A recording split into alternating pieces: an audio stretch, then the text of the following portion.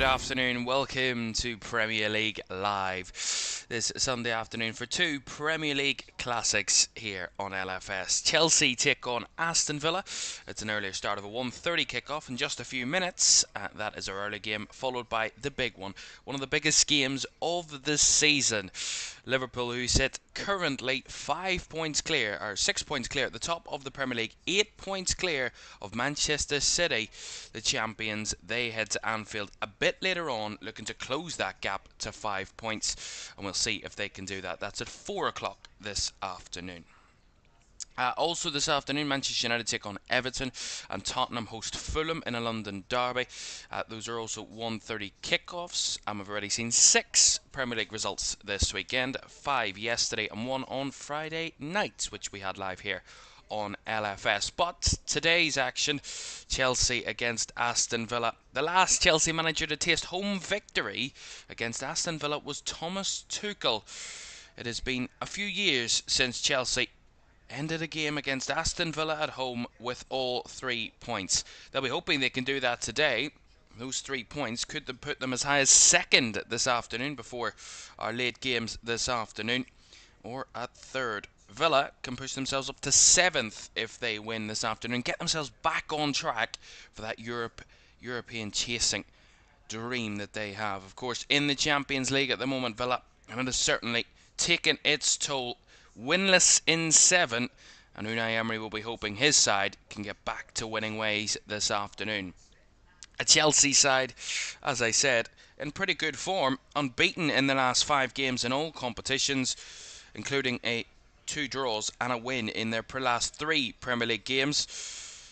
They of course won both Conference League games as of recently. Let's have a look at the teams then for this one. And an interesting setup for Chelsea this afternoon. We feel they've gone for a back 3. They start with Robert Sanchez in goal. That back 3 of Wesley Fofana, Levi Colwill and Marc Cucurella. Romeo Lavia, Moises Caicedo and Enzo Fernandez, the captain, all in midfield. Cole Palmer in the 10. We expect Pedro Neto and Jadon Sancho to be wing backs this afternoon for Chelsea, and Nicholas Jackson leading the line. Jorgensen, Tosin, Badiashile, Gusto Vega, Madueke, Mudryk, Felix and Nkunku all on the bench for Enzo Maresca. For Aston Villa, Unai Emery, Emi Martinez continues in goal. A back 4 of Manny Cash, Ezri Konsa, Pau Torres and Luca Digne in the defence. Boubacar Kamara comes in for his first Premier League start of the season in midfield, along with Yuri Tielemans, with John McGinn further forward and captaining the side. Jadon Philogene is off the left-hand side, with Morgan Rogers through the middle, and Ollie Watkins up front for Aston Villa. On the bench, Olsen, Carlos, Mings, Matson, Bogard, Barkley, Buendia, Bailey and John Duran. As I said, the last time Chelsea won at home against Aston Villa in the Premier League was September 2021, which they won by 3-0. The last 2 meetings here at the Bridge in the Premier League have went the way of the Claret and Blue. Who will taste victory this afternoon? Chelsea and Villa. Kick-off is next.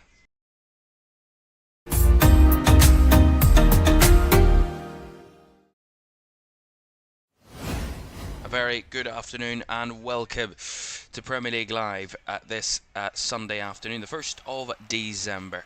And a jam-packed December we've got for you with Premier League action the whole way through until the new year. And we'll be looking forward to bringing you all of those games over the next few weeks. But this one this afternoon gets us underway, and what a great Sunday of football we've got for you. Chelsea Villa at 1:30 and then that huge game at Anfield at 4 o'clock. This afternoon, a title race game, as it has been over a few of the number of seasons previously. But here, it's 2 sides chasing Europe once again. Chelsea in the Conference League, Villa in the Champions League this season, for the first time since 1984. But we'll be seeing if Aston Villa can get 3 big points here, like they have on the previous 2 visits in the Premier League to Stamford Bridge. Chelsea, of course, in their home blue strip, and Villa in their away strip of all white this afternoon as we get underway at Stamford Bridge. As I said, Aston Villa have a good record here, but also a good record on the road. Up until 3 games ago, they were actually on a really good winning record this season on the road. They actually lost the last 3 away games, but before that, Aston Villa had actually won 5 of their first 6 away games of all competitions this season. So they'll be hoping to get back to that away form again under Unai Emery.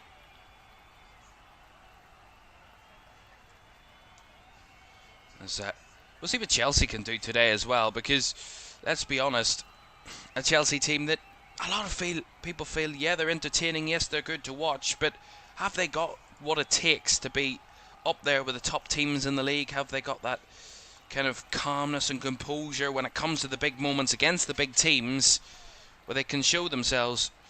We've seen it against Arsenal a few weeks ago before the international break, that Chelsea can compete, albeit with an Arsenal side that were with a few injuries at that point in time. But Aston Villa might be a good test for Chelsea this afternoon. See what they can offer. As Villa get an early free kick here, Luca Digne goes back to Pau Torres. Into midfield, the ball swung out to Philogene on the right hand side. Tries to take it past Cucurella, but in cover was Enzo Fernandez to get it back to his keeper. As Sanchez goes long, Villa win the ball back on the second ball, and that's a committed challenge from Enzo Maresca there on Kamara, and a free kick goes Aston Villa's way.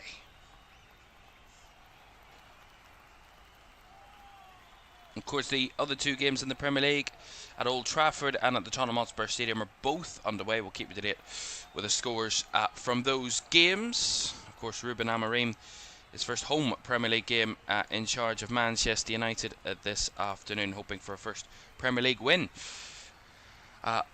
in charge of United.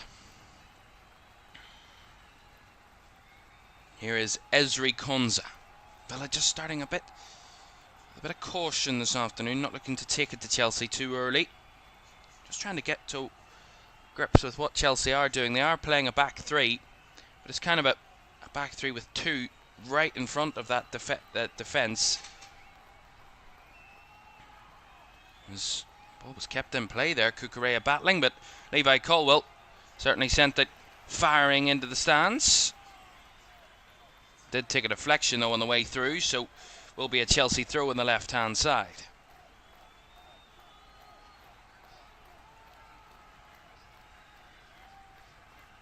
Here's Cucurella. Down the left hand side, Sancho linking it up with Fernandez, who looks to lift it over the top, but well won by Torres. Much of getting the ball down and moving it. A lot of aerial play in these early moments, as Levi Colwill got a bit annoyed there that throw-in wasn't given Chelsea's way, and now in behind was Watkins there, but I think the free kick will go against Ollie Watkins, and a free kick goes Chelsea's way all of a sudden. Sanchez pumps it up the field. As I was saying, Chelsea seem to be that team where we'll wait and see if they are competitive. I do think they are top 4 challengers this season, and that's a realistic expectation for Chelsea under Enzo Maresca. Some even claiming title challengers, but I think we're a bit early in the phase for that. Here's Lavia. Out to Sancho. Flicks it on for Fernandez. Has to come back to Sancho. Infield to Cucurella. Certainly a very narrow back 3 from Chelsea's point of view. Keeping to the width of the kind of centre circle, just a bit wider than the centre circle. Here's Neto. Looks to switch it back across to Cucurella. Fairly central. Finds Caicedo in a bit of space, and Fernandez punched upon by Matty Cash, and it goes back to Emi Martinez for Villa to recover.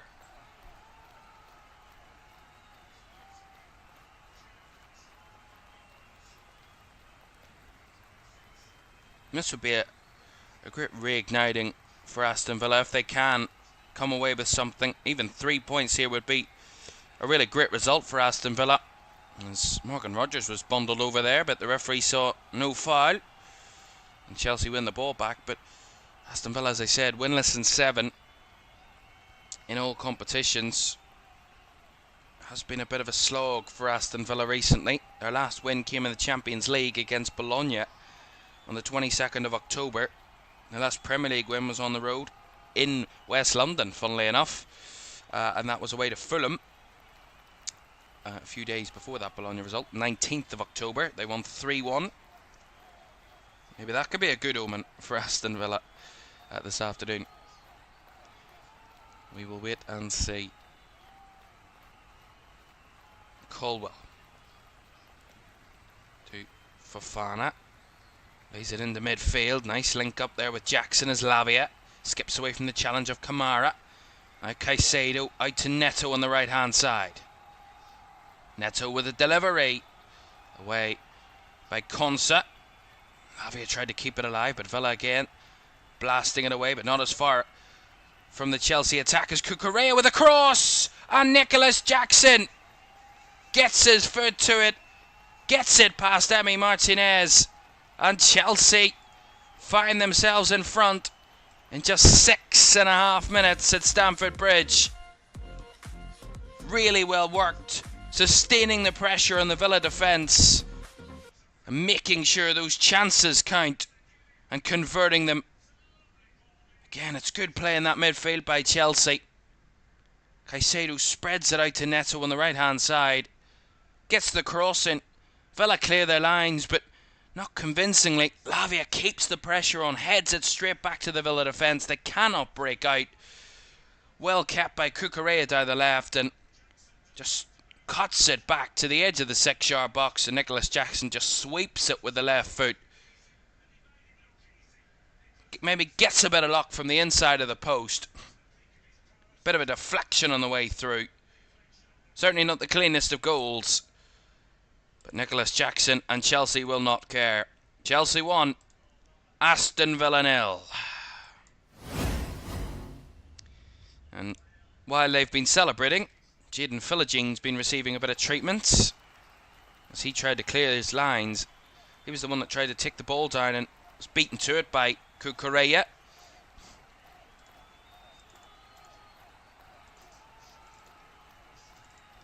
I mean, it's not that there was anything of a foul in that.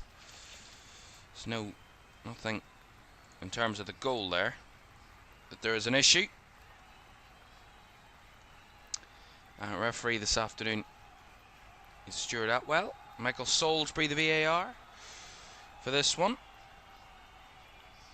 And they're not going to be in contact for the moment because this goal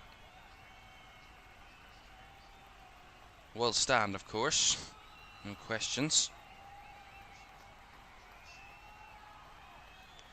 Certainly not the start that Aston Villa would have wanted, though, as I said, winless in 7, and that kind of compounds that little run, that little spell of a lack of confidence,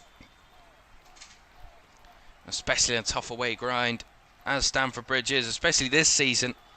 Chelsea have lost just once here in their 6 Premier League games up to this point, albeit only won twice though.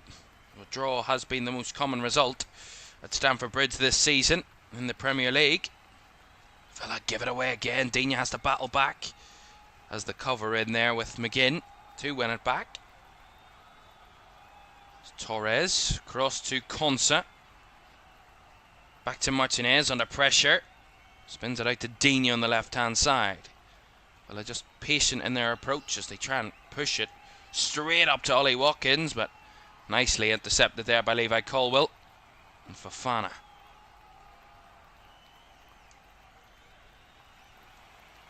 I'll just settle Chelsea though. That early goal from Nicholas Jackson just gives them that little bit of a boost, that little bit of calmness and control and composure in the game. Lets them settle and just play their game. Oh, that's a poor ball by Fofana, straight back to Aston Villa in the middle. Here's McGinn. Tielemans, lovely ball, tried to find it through to Watkins, but maybe just a bit too much pace on that one. Sanchez was quick to smother it. Again, good on the half turn there from Yuri Tielemans. Maybe just a bit too quick, a bit too much power on the ball, and Ollie Watkins was certainly in there if the execution of that pass was right. Here's Lavia. Through the lines to find Palmer. He's got space ahead of him. Tried to feed it in behind early to Jackson, but well cut out by the Villa defence. There's McGinn taken off the ball, but fouled in the process, according to the referee, which Moises Caicedo isn't too happy with. And Aston Villa will get a free kick. Yeah, just see it again. I mean, to be fair, Caicedo does get the ball. I do think that was a bit unlucky from Caicedo's point of view to give away a free kick there, but that's the way the referee saw it. It's Tielemans again trying that strip ball in behind for Watkins. Again, Fofana was alert, unaware, and dealt with the situation. But Chelsea messing it up in midfield there with Lavia. Given away by Rodgers though as Palmer wins it back. Getting back into the midfield and helping his team to keep the ball. There's Cole Palmer, who, of course, since joining Chelsea has been in blistering form. 7 goals, 5 assists in the Premier League this season. However, he hasn't scored or assisted in the last 3 Premier League games. For Chelsea, his last goal was against Newcastle here in late October. Villa really playing out from the back. They're intense on that. Almost to their own goal line there. And look at that risk, and look at the reward they might get from it. Digne down the left-hand side. Whips a deep cross in. Philogene tried to go for the strike, but not particularly on target. Still alive, though. Digne into the box it comes. A wrestling. And Chelsea win that battle and get the ball away. It's a bit obscure, that, for a moment. And now Chelsea down the right-hand side. Here comes Neto. Sancho arriving. Neto wants to go himself. Bit of a wasted effort, that, from Pedro Neto. End to end all of a sudden there. Really good from Villa, playing it out from the back. The space left down the left-hand side for Luca Digne to burst into acres of space, and then the Philogene's sweeping effort at it as Jackson in behind. I think the flag was up anyway against Nicholas Jackson. It was. The Villa defence looked a bit sleepy at the back there. Took them a while to realise that and to react. They all decided to call for offside before they went to track the man. Risky move to make, that is.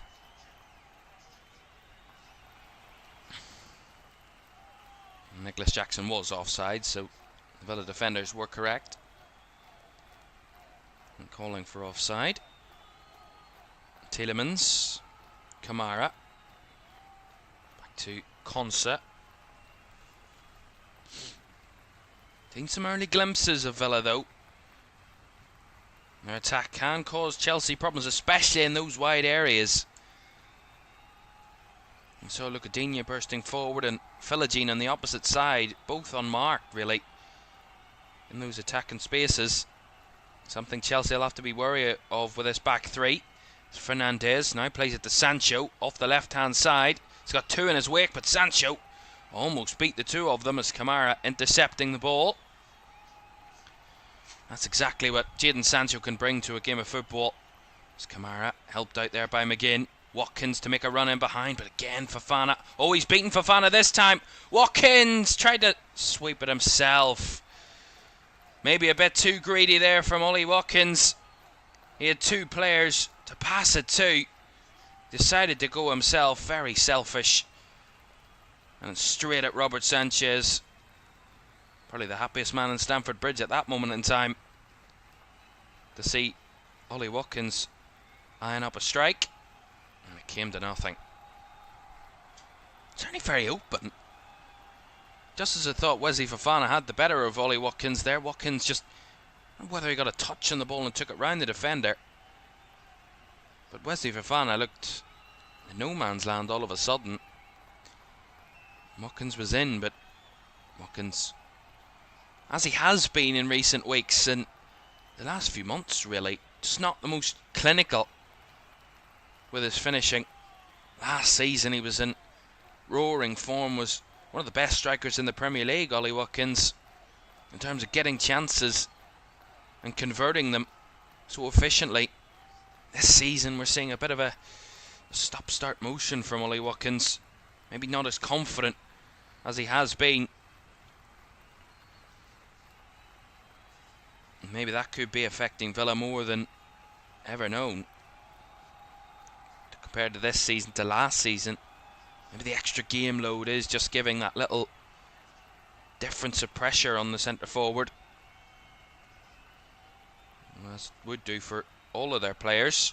Tielemans into Rodgers, almost hugged upon there by Levi Colwill, but did keep the ball. Gets it back to Konza now. Cash. Villa don't seem under any duress to rush themselves when that Chelsea press comes.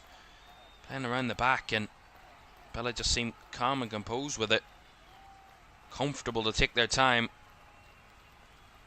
Passing it out. Emi Martinez certainly taking his time here.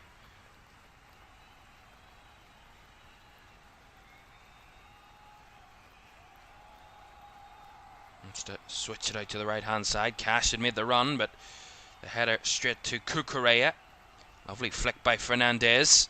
Jackson couldn't find it to Sancho. It's Cucurella. Not a great pass back there. Fofana does well under the pressure of Ollie Watkins, and Fofana just heads it straight back to his keeper. Bit of a hospital pass from Cucurella into the air. Chelsea defence come out unscathed from that moment. And despite taking the lead though, Villa have probably responded to going behind better than Chelsea have going ahead. In that sense, I think Chelsea have maybe just kind of rested on their laurels a little bit since opening the scoring. Villa have maybe responded to better, as that's a good challenge by Digne. Now into Rodgers. Couldn't find the return ball to Luca Digne there, Morgan Rodgers. Villa just, their attack there just really fell apart.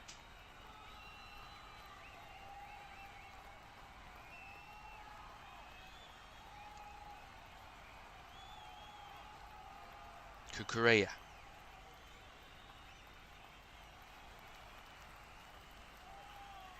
Colwill across to Fofana.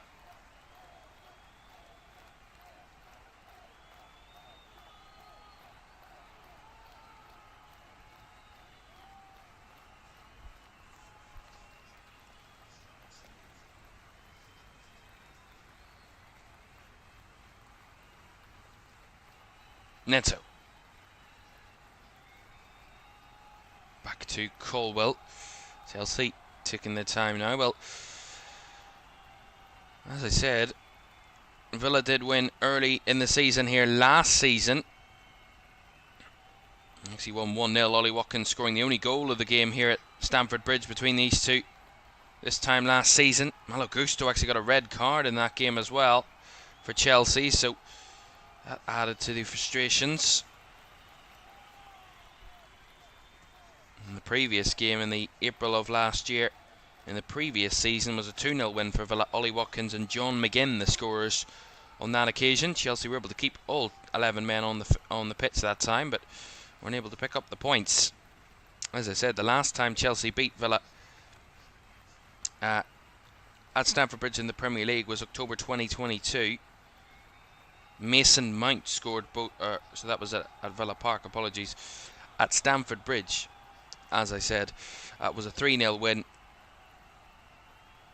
back in 2021. Romelu Lukaku, Mateo Kovacic and Lukaku the third secured the 3 goals and the 3 points for Chelsea that day. Of course, Lukaku no longer here, and Kovacic now at Manchester City.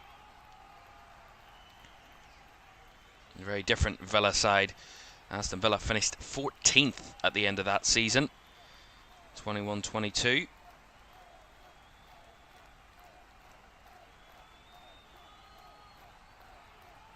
Chelsea themselves finished third, only second, only behind the two title challengers that season, Man City and Liverpool.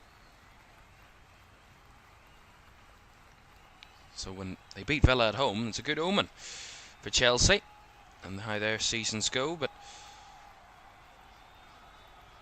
that early goal for Nicholas Jackson just giving Chelsea that little bit of a calmness. Maybe they don't need to push it as much as what they probably would have needed to previously.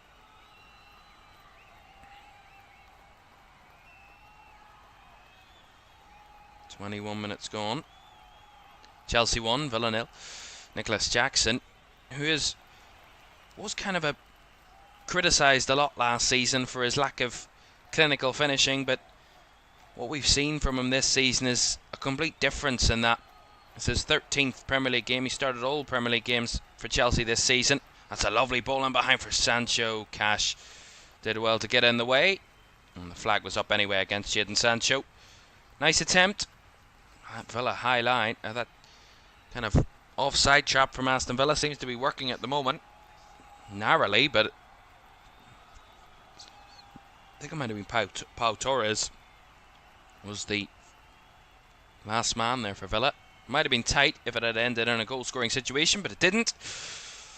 As I was saying about Nicholas Jackson, he scored all 13 Premier League games for Chelsea this season, and that was his 8th Premier League goal of the campaign. So certainly upping his output for Chelsea this campaign. As Palmer wins it back in the final third and forces a good save off Martinez.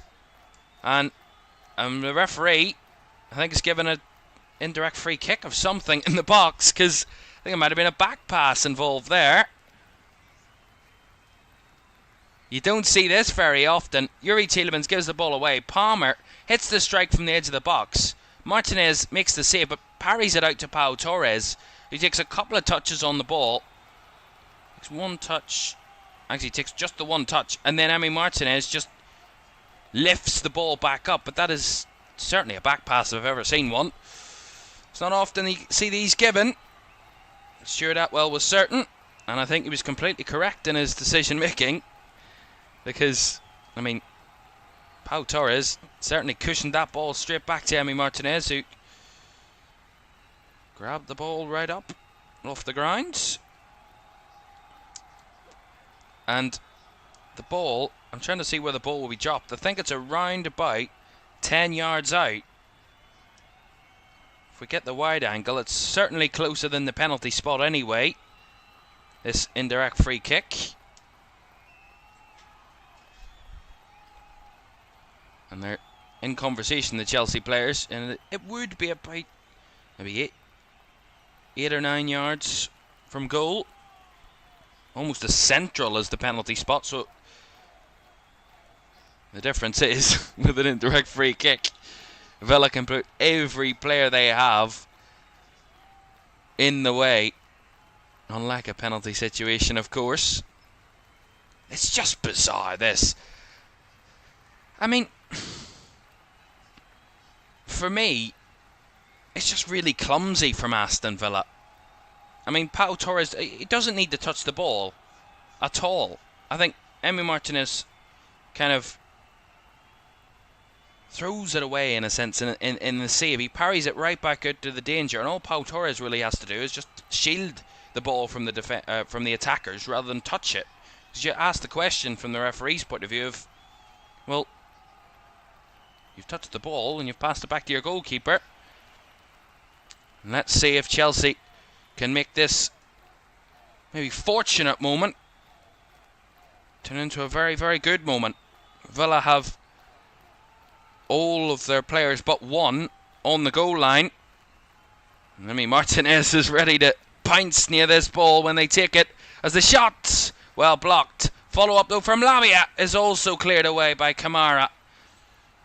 Somewhat of a recovery there from Aston Villa. Now if Cucurella went down wanting a foul, referee says no as the cross comes back in. And that's all the way through, and I think The referee's pulled it back for a free kick anyway. See this again. It's just rolled by Fernandez to Palmer, who tried to blast it through the many Villa bodies. Smother it away.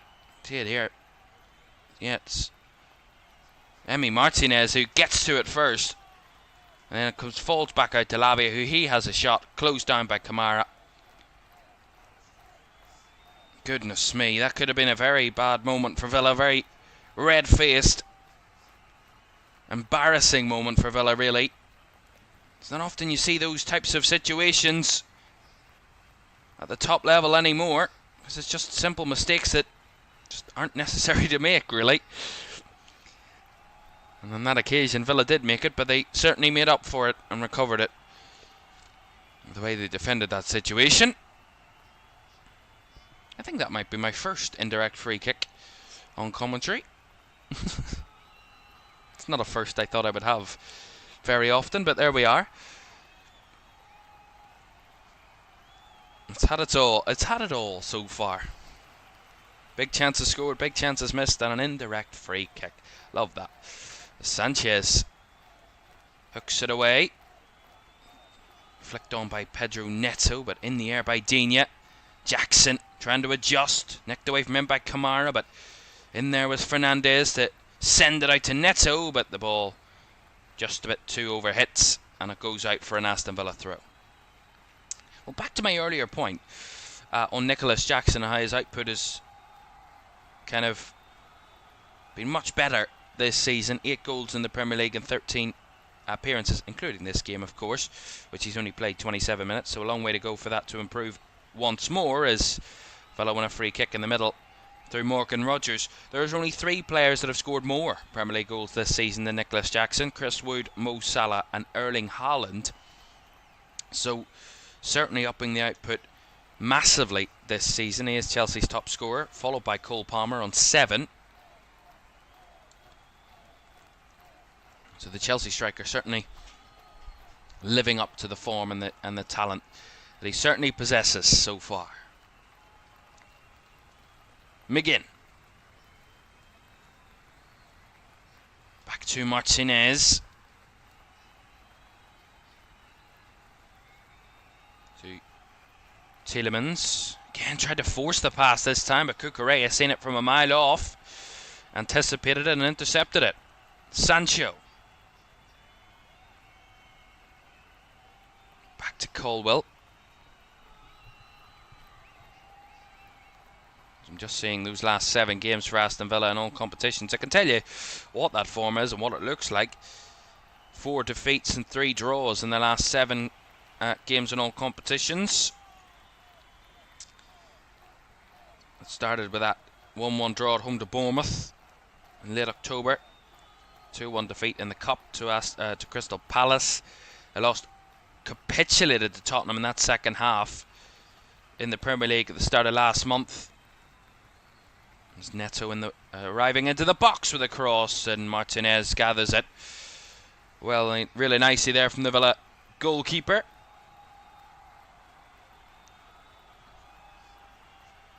Yeah, that Spurs defeat was followed by a defeat away in Bruges.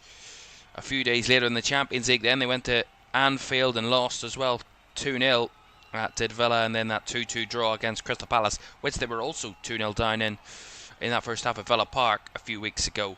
Before that, oh, it's given away by Martinez.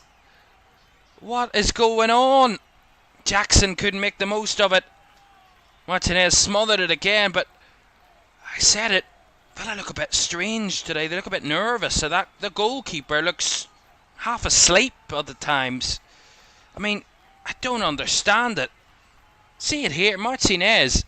I mean, that is, I don't even want to call that a sloppy pass. It's just completely idiotic.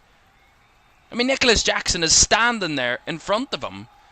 He just kind of side foots it right to Nicholas Jackson. I mean, that is crazy. I mean, Emi Martinez is incredibly lucky that he hasn't gifted Chelsea a second goal. And Unai Emery looks on in complete disbelief as to what his side are actually doing at the minute, because I don't even think they know what they're doing at the minute. Oh my God. I've seen some absolute shockers by goalkeepers, but that is... It won't go down as one of the worst because he didn't concede a goal, but it could have been. It had the... Certainly had the ingredients to be one of the worst ever shockers by a Premier League goalkeeper. This guy regarded as one of the best in the world. Certainly not living up to that kind of feeling today. Emi Martinez did, of course, win the goalkeeper of the tournament in the 2022 World Cup, of course. Obviously, he was incredible, but this season we have seen it from Emi Martinez and Villa as a whole. There's not as much confidence there. Seem to be doing ridiculously stupid things that the Villa team last season under Unai Emery wouldn't have dreamed doing. They're lucky not to be further behind here at the minute, with the chances they've given up in this first half. Corner to Chelsea though, left hand side. One for Enzo Fernandez to deliver. And the referee coming over to check this corner because the Villa fans at that side feel that the ball isn't over the quadrant. And the referee just double checking. I love it when that happens. Corner to Chelsea. He's checked it and cleared it, the referee. Enzo Fernandez to take this corner. Left hand side for Chelsea. Will be an in-swinger. Right footed delivery. Low to the front post and headed away by Villa. And it was Matty Cash that got the header clear on that one. But Palmer passes it back to Robert Sanchez to get Chelsea building again. That's a lovely ball by Sanchez. Spread out to Fernandez. Looks to go for the curler with the outside of the right boot, but blocked by Cash. And out for a Chelsea corner.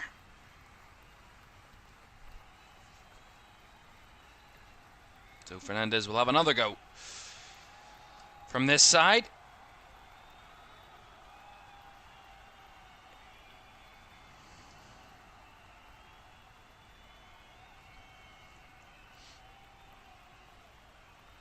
See if he can get a better delivery on this one. Right footed, deep to the back post. The keeper went down. I think the referee spotted that now. And a free kick goes Aston Villa's way. Came to nothing anyway. Cross came in, it was far too deep this time. And it just went sailing its way through. Yeah. So a free kick to Aston Villa. Foul on Emi Martinez. Still goalless in those other two Premier League games that kicked off at the same time as us here at Stamford Bridge. Man United Everton is 0-0 and Tottenham Fulham is also goalless at the moment. So lacking some goals there. There's Robert Sanchez there under a bit of pressure. Puts the ball straight out of play. That was good pressure by Villa that time. Now Enzo Maresca's a bit frustrated. Just as I said, there was no goals in those other two games. There has been a goal at Old Trafford now. You can guess which way it's gone, because the home crowd have gone nuts. Marcus Rashford, who scored the first goal under Ruben Amorim, has got the first goal this afternoon for Manchester United against Everton. It's Man United 1, Everton 0. Good ball forward to Jackson. Sancho now into the box. Cut back to Jackson from Fernandez. Not giving them much room there, Nicholas Jackson. Kamara and Villagine in the way, but Enzo Fernandez in support. Sancho trying to weave his way through. And I think he might have got a deflection. He's claiming a deflection, Jadon Sancho, from that shot that went wide, but the referee and the officials disagree. See it again. Yeah, it's lovely by Sancho, being his way past Villa defenders in the box, and the shot was lacking, but certainly good right up to that moment for Jadon Sancho. Something that he has shown previously multiple times. Something he showed at unbelievable blistering form at Dortmund when he was there. Came to Manchester United, showed it in the early seasons. Last few seasons kind of gone off the boil. Jadon Sancho with those moments, and it'd be good to see him get back to that top form. I always want to see good players do well in the Premier League, and Jadon Sancho seems to be one of those where he's certainly got the talent and the quality, something that Chelsea have spotted, which they want in their team, and just saw a little glimpse of what he can offer there the last moment or two.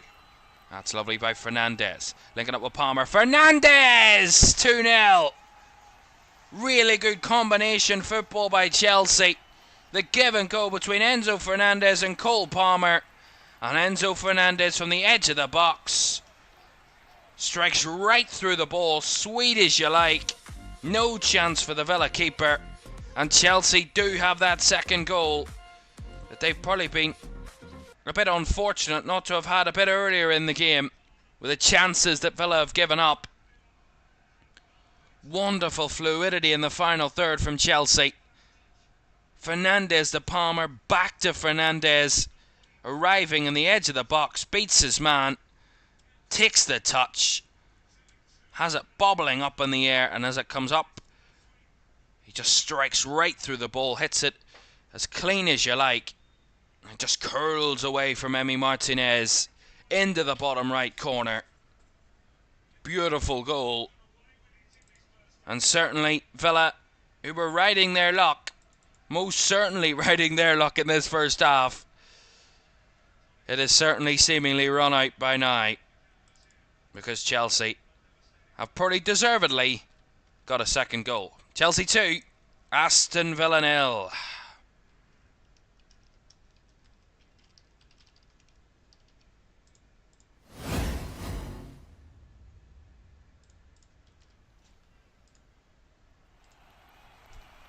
And that puts Villa in a very tough spot for defensive rankings this season.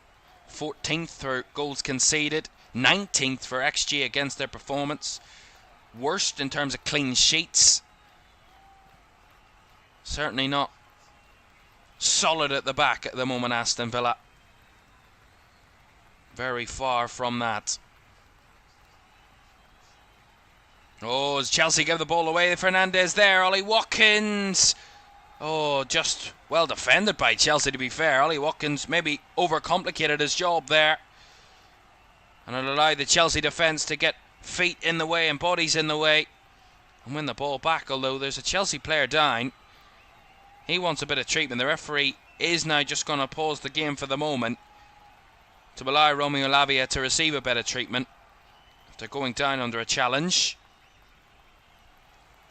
I think the Chelsea fans wanted a free kick, but I don't think the referee saw too much in the way of a foul there. And see it again, Nicholas Jackson trying to stretch for it. Lavia takes it away from Rodgers. I mean, he does kind of clip his left foot, but it's very little in it, to be honest. Minimal contact, and Romeo Lavia is back to his feet, so he is fine. It's just a bit of an over-dramatised moment, that, really, from Chelsea's point of view.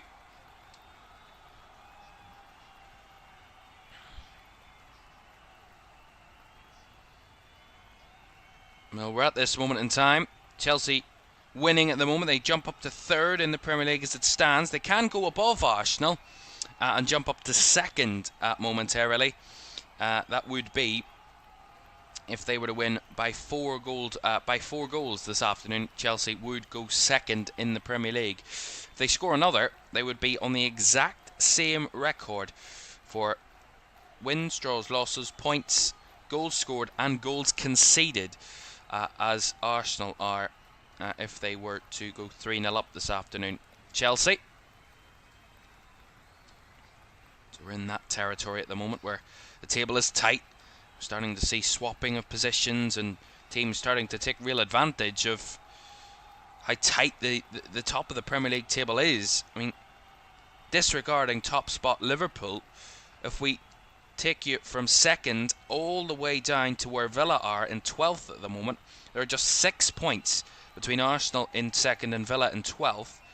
There are just 2 points between the top second and 5th, and just 5 points between all of those teams in 2nd to 8th. So it is very tight at the top. One win can really kind of bring you from mid-table into top 4 contention in one game, and certainly for Chelsea at the moment, it's bringing them from just outside the top 4 to well in the top 4. This, if they were to win this game. Lovely ball by Caicedo. Cole Palmer, very tame. Didn't really catch it right, did Cole Palmer. And Emi Martinez, I think, signalling that he wants to be taken off now. I think he's had enough. And I don't think that little niggling injury he had a few moments ago is going to be going away. And I think Villa might need to bring on a sub-keeper. So it may not be... may have to get worse before it gets better for Aston Villa at the minutes. Tielemans. Torres back into Tielemans. Nice movement in midfield. Tielemans beats past Neto on the cover, but Neto was not giving that one up that easily and wins it back for Chelsea. Caicedo. Fernandez. Out it comes to Sancho on the left hand side. Chelsea in the groove at the moment. Sancho stepping across to Jackson. Crowded out, but Jackson still committed. As Fernandez tried to rescue something out of that, but Digne gets it away and plays it to Watkins, who we've barely seen in this first half. Ollie Watkins has Villa have tried on occasion to force that ball in behind. That's nice play by Rodgers. Great work to evade the challenging. And Philogene tried to play it through to Watkins, but telegraphed that one straight at Cucurella. Now back it comes with Palmer for Chelsea. Third goal would surely give Chelsea all but the 3 points. And we're only into the first half here at Stamford Bridge. To be honest, they've been the better team. I said after Chelsea scored the opening goal that Villa maybe responded the better, but Chelsea have taken control and Villa just haven't wrestled it back. They've actually probably given Chelsea more chances to score more goals than anything else in this first half. And I kind of bring it back to that capitulation we talk about when they went to Spurs. They were 1-0 up at half-time, Villa, and they absolutely collapsed in the second half. And albeit they didn't have a lead to hold on to here at any point, but it's kind of that similar mentality. They've just fallen away. I mean, Chelsea have had the last 7 shots in this game. There's been a total of 11 shots in the game. 9 for Chelsea, 2 for Villa, and Chelsea have had all of the last 7 combined in the game. So that shows you that Villa have just really fallen away completely in this first half in all sorts of attacking football. I mean, we've barely seen, as I said, Ollie Watkins or Morgan Rodgers in positive positions. Philogene and John McGinn not really vibing from the wide areas. At the moment, it looks tough for Aston Villa. And you thought, if they have a big performance, a big result here at Stamford Bridge this afternoon, maybe that could reignite them. But maybe Stamford Bridge is maybe the last place they needed to go at the moment. As Watkins chasing a ball that is just going to be running away from him and running out for a throw into Chelsea. Second goal at Old Trafford to tell you about as well, just before half-time. It's getting better and better, it seems, for Ruben Amorim at Manchester United. Marcus Rashford with the first goal, and just a few moments ago, Joshua Zirkzee, who has come in for Rasmus Højlund, starting up front this afternoon, and Joshua Zirkzee has doubled Manchester United's lead. It is United 2, Everton 0. Still goalless in North London between Spurs and Fulham, so nothing changing there. Last minute of the first half here at Stamford Bridge. Chelsea 2, Aston Villa 0. Probably should have been more, to be honest, really. I mean, Emi Martinez almost gifted Nicholas Jackson a second goal with a straight pass to the Chelsea forward, and then that indirect free kick earlier in the game as well. And the countless times that Villa have just surrendered possession back to Chelsea has been quite staggering in this first half. But to be fair to Aston Villa, and I have been very harsh on them in this first half, but let's not forget this is a season where they're in Champions League football for the first time in over 40 years, so that's maybe something. to kind of soften the blow, in a sense, to their form this season. At 5 added minutes at the end of the first half. So still a bit to go before we have the interval here in West London. Oh, Colwell. Goodness me. The ball back to Levi Colwell. I don't know whether he missed it or whether he tried to flick it, but whatever happened, luckily for him, there was no Villa player chasing in, because that would have been an embarrassing moment for him. As Enzo Fernandez certainly worked well there to win the throw-in. I have to say, this has been a fabulous first half for Enzo Fernandez. One of incredible quality. You know, one of the most expensive midfielders ever in Premier League history. Well, he's just given the ball away here. Philogene. Ollie Watkins snatched at it. Did Ollie Watkins. I mean, that's not the easiest of throws by Cucurella. Fernandez goes under a challenge, wanted a foul. Referee said no. Philogene broke down the right-hand side. Skips away with the ball. Feeds it right into Ollie Watkins. Time and space in the box. He just snatches at it. Does the Villa centre forward. And easily, comfortably gathered by Robert Sanchez down to his left-hand side. It's probably been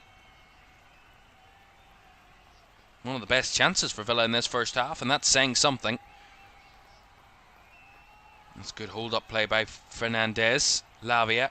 Caicedo now out to Palmer. Really nice work by Chelsea. Out now to Neto on the right-hand side.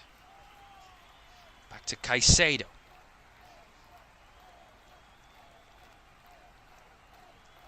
Well, Chelsea come away with a victory this afternoon, which looks very likely at this moment in time. Will we start talking about Chelsea being a real nailed-on competitor for top 4? Are they certainly in that conversation now? In my opinion, certainly, because after 13 games, they would have won 7 of their games, so over a 50% win record.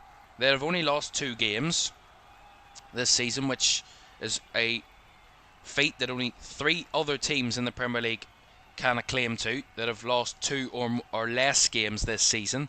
That's Liverpool, Arsenal and Brighton, that have all lost 2 or less. So that's a claim that goes in Chelsea's favour.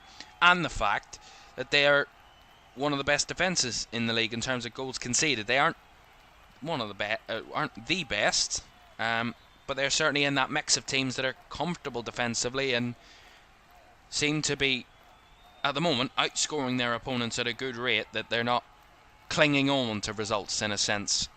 And that is certainly a very good positive, especially in the first season for Enzo Maresca as well. To have this type of progression between one season to the next, albeit still very, very early, of course, but there's some very good signs for Chelsea in these early stages of the season. And as we come up to the Christmas period, all these teams will be tested at this time of the year. Goodness me. Emi Martinez had to deal with that absolute hospital pass there, and look at the press from Chelsea. Rodgers again misplacing the pass. Palmer. See it as really hoofed ball back to Emi Martinez. I think it was Ezri Konsa. Just fired the ball back to his goalkeeper and it just put Villa under so much pressure unnecessarily.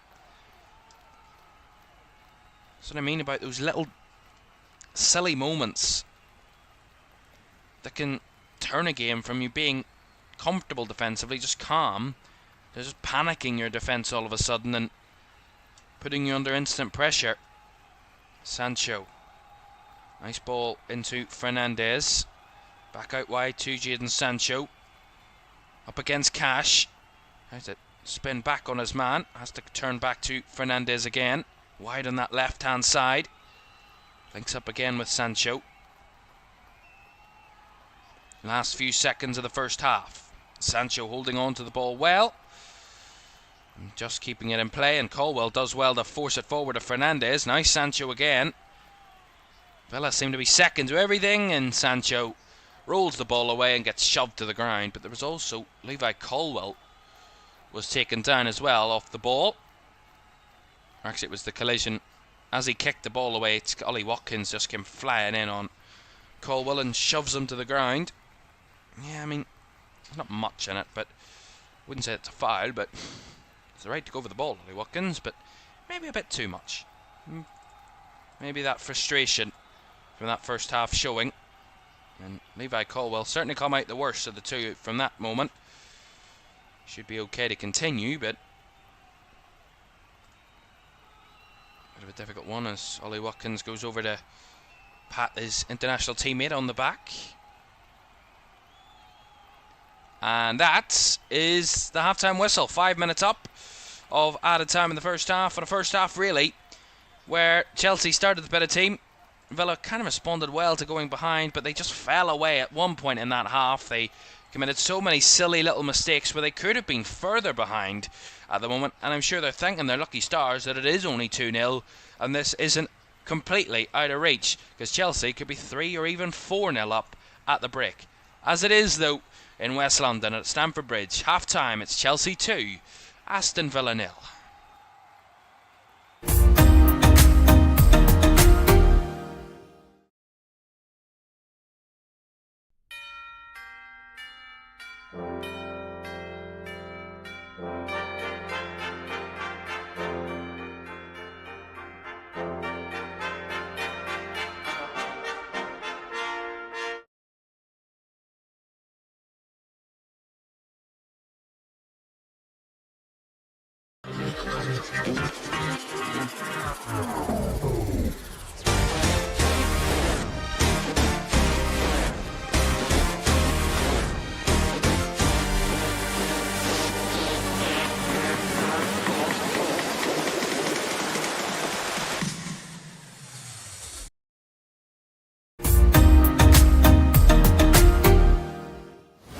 Welcome back to Premier League Live. Half-time at Villa at Stamford Bridge, not at Villa Park.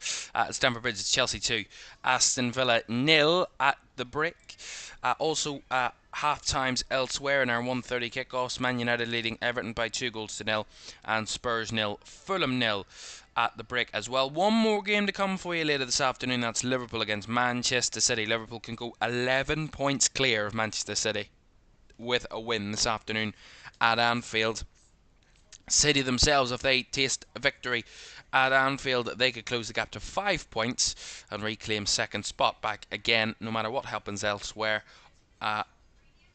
We will see what comes of that game a bit later on. But already this Premier League week, we have seen 6 results of very interesting format and quite a lot of goals to boot as well. Let's recap you on Matchday 13 so far.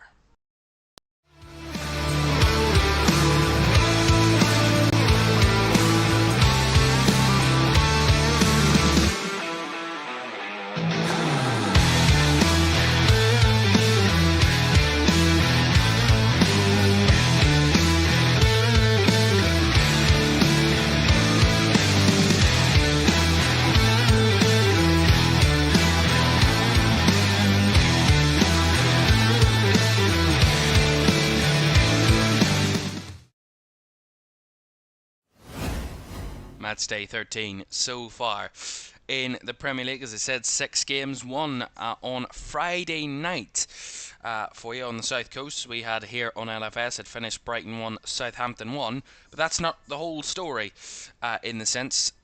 We'll start from the start, of course. Good place to start, isn't it?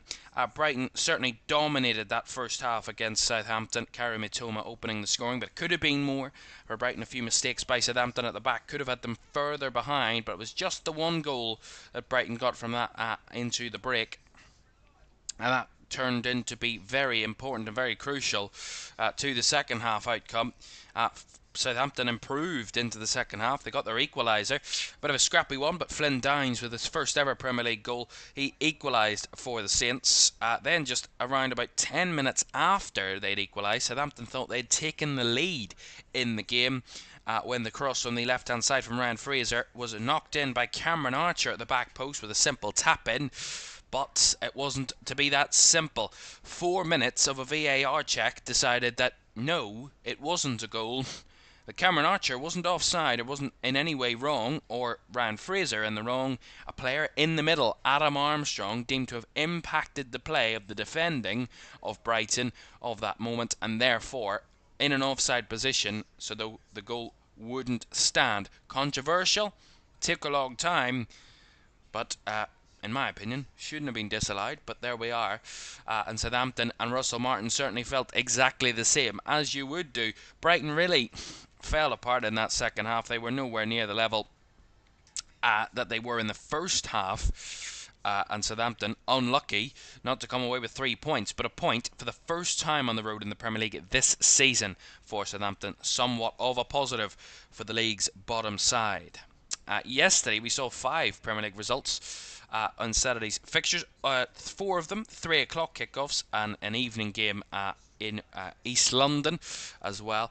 We'll start with the game in the capital where Brentford thrashed Leicester City. Of course, Leicester will be under Ruud van Nistelrooy's charge in 2 days' time on Tuesday night as they take on West Ham, but he was only watching on at the GTEC Community Stadium yesterday, and he thought maybe they'd be coming away with a positive result. Who knows, with that early start, Facundo Buonanotte giving Leicester the lead. But similarly to Villa's collapse away at Tottenham, Leicester collapsed away at Brentford. Brentford with the best home record in the Premier League. 6 wins and just the single draw from their 7 Premier League home games this season. Johan Vesa, who is their joint top goal scorer this season, along with Brian Mbeumo. Johan Vesa equalised for Brentford just a few minutes after Leicester took the lead. And then a masterclass of attacking from Kevin Schade, who got a hat-trick, his first ever Premier League hat-trick for the 23-year-old German.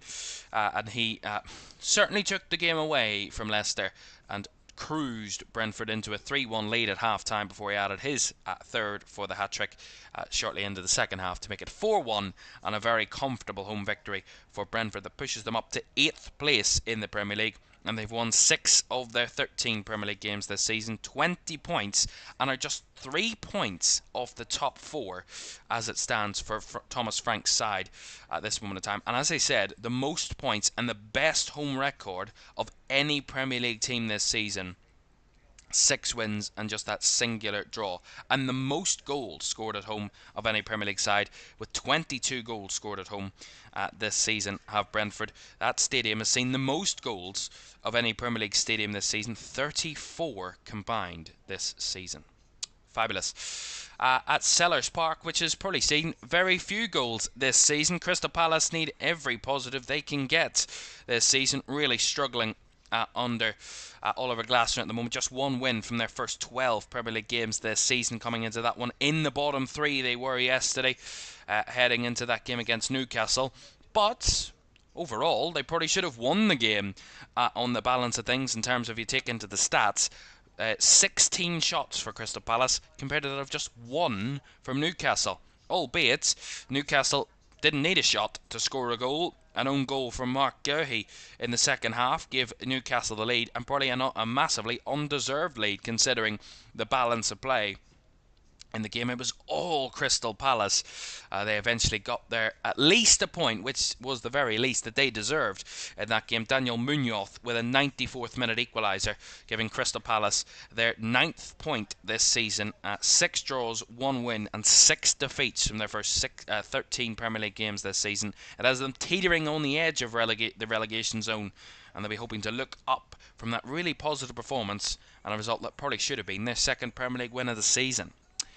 Then the other games, Forest continuing their good form, of course, beaten by Arsenal last weekend, but made up for that with a home victory against Ipswich, second bottom of the table, and Ipswich, the only side yesterday without a goal in the Premier League games. And Forest moved themselves up to 6th in the table. The only goal of the game coming from Forest's top scorer Chris Wood this season from the penalty spot.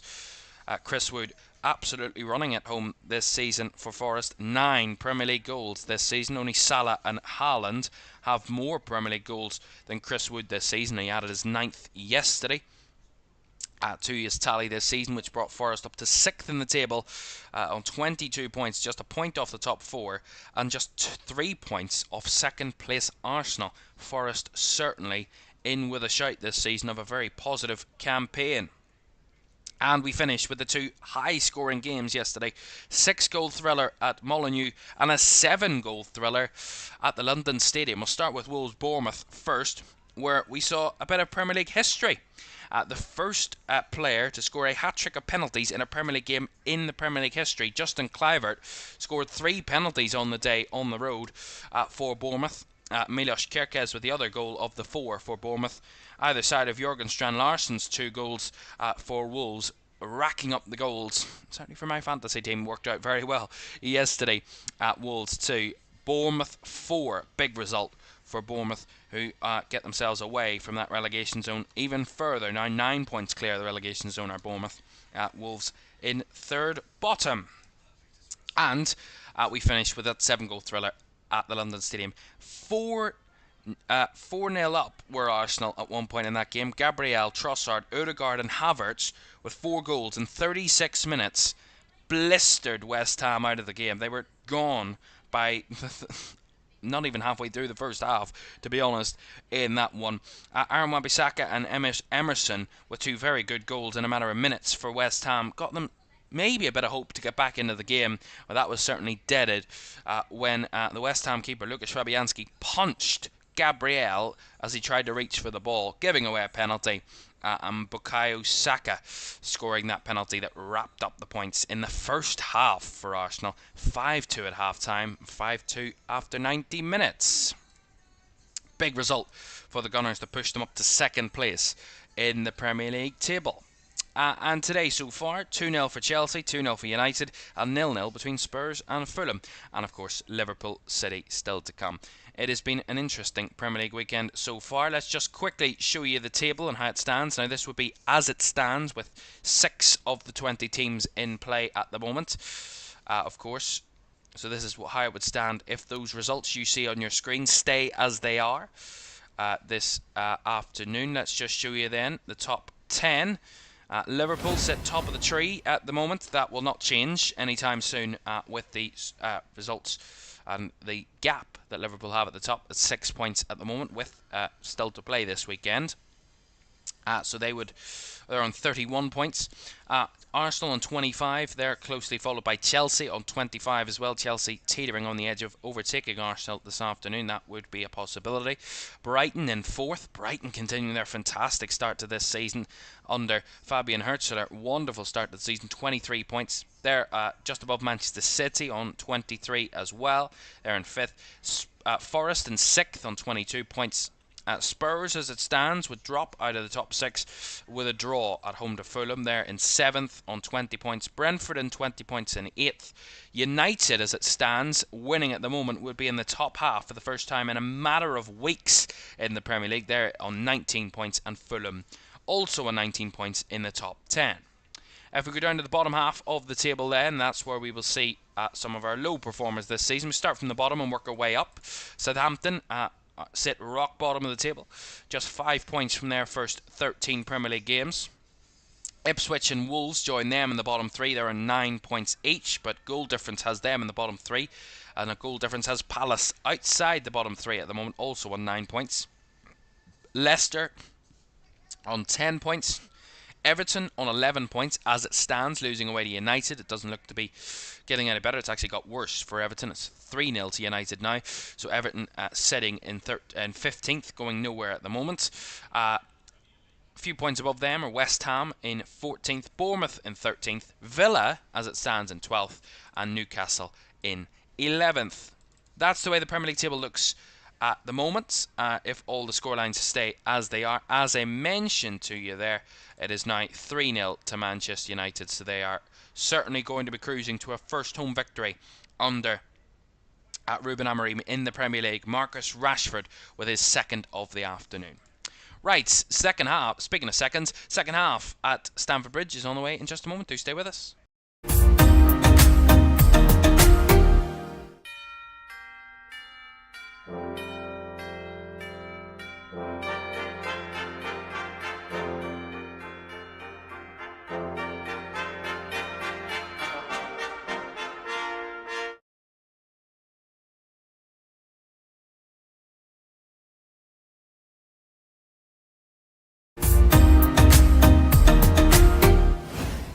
It's Premier League Live. Second half at Stamford Bridge on the way in just a moment. Don't forget, second game in the afternoon is at Anfield.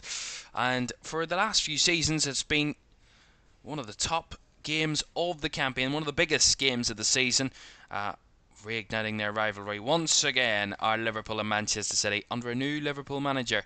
The first taste of this big game for Arne Slot and his Reds a bit later on this afternoon as they take on Manchester City, the reigning champions, at 4 o'clock.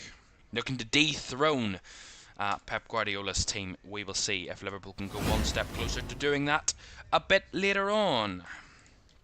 I said it might have to get worse for Villa before it gets better.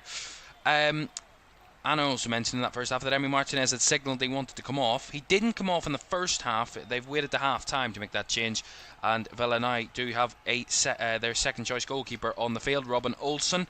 So he will be in the net in between the sticks for the second half. And looking to make sure that it doesn't get any worse for Aston Villa in terms of goals conceded this afternoon.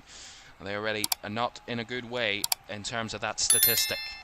Don't forget to like, subscribe and turn on post notifications if you haven't done so already. That will be greatly appreciated. And we will have team news as well from that big game in Anfield in about 10 minutes time. So do keep your ears ready for that one. It's a 4 o'clock kickoff and we'll have team news about 2:45 for that one for you. So we will read it out to you as soon as we have it here this afternoon. As Chelsea get us back underway here at Stamford Bridge, and a second half where it looks to be Chelsea comfortable, calm, controlled, and almost certain of 3 points. But a 2-0, I say it's the most dangerous scoreline in football. If Villa get the next goal, you never know. And maybe that's what Unai Emery would have said to his side at half time, that yes, it's 2-0. Yes, it was probably a terrible performance in the first half, but they're in already. Look at this. John McGinn's in behind. Skips past his man. John McGinn forces a good save off Sanchez. Exactly my point.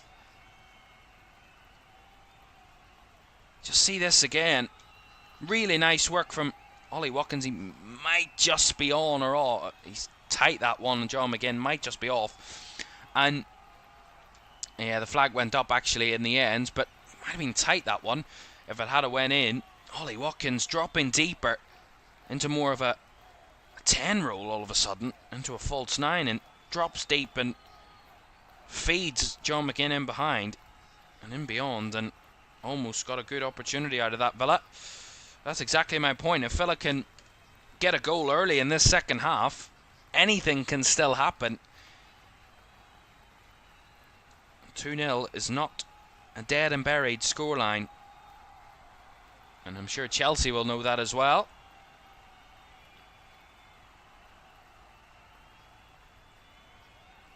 Especially considering their last Premier League outing, where they were 2-0 up and probably should have been further ahead against Leicester, but Leicester got a goal in the second half and made it a bit nervy for them. A bit too little too late really in the end, but certainly something that Chelsea really didn't need to have late in that game. That little bit of a worry. Leading by 2-1.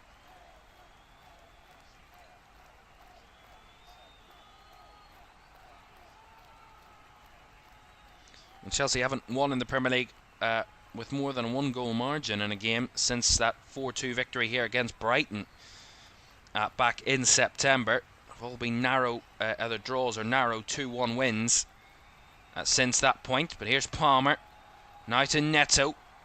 Chance here this afternoon to really put down a statement victory at home for the Blues. Palmer back to Caicedo. Neto off the right hand side. Caicedo has to turn his way back to Colwill. And he'll go down the opposite flank now. Cucurella to Sancho. Back to Lavia, who looked to lift it into the box, but good defending there by Torres and hooked away by Olsen. Palmer was the target to Romeo Lavia's ball. Good block by Torres and a good clearance by Robin Olsen, the sub-keeper for Villa.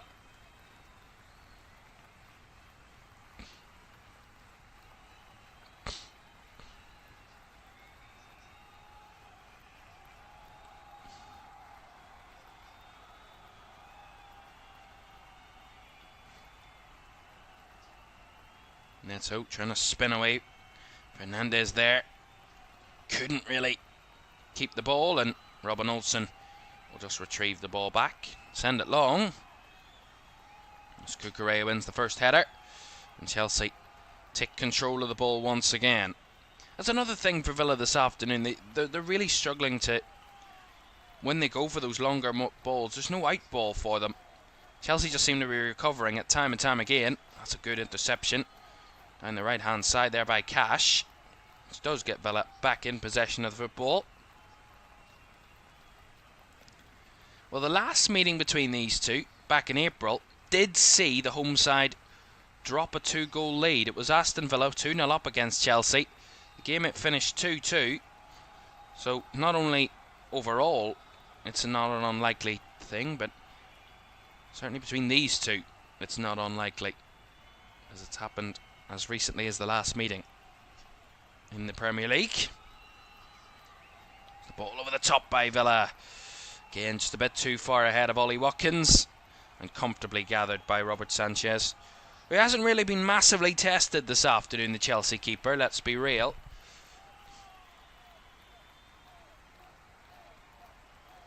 Even the saves that he has had to make, the 2 saves he has had to make, they're not really worldies or really top quality saves. They're just simple gathers. They're just comfortable catches really in the end, and that's something Villa might have to try and change in the second half. They will have to change if they want to score goals and get back into the game.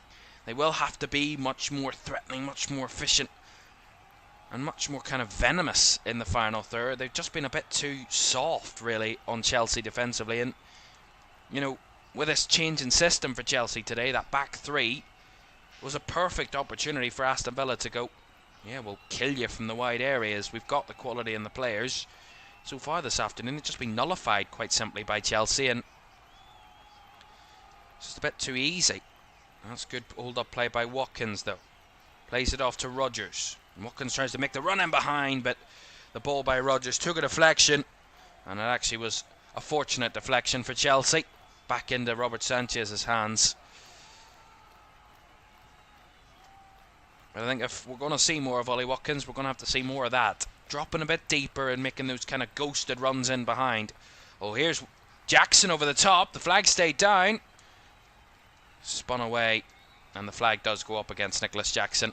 I think he even knew that he was offside there, the Chelsea centre forward, because he didn't look too intense and wanting to try and finish off that opportunity.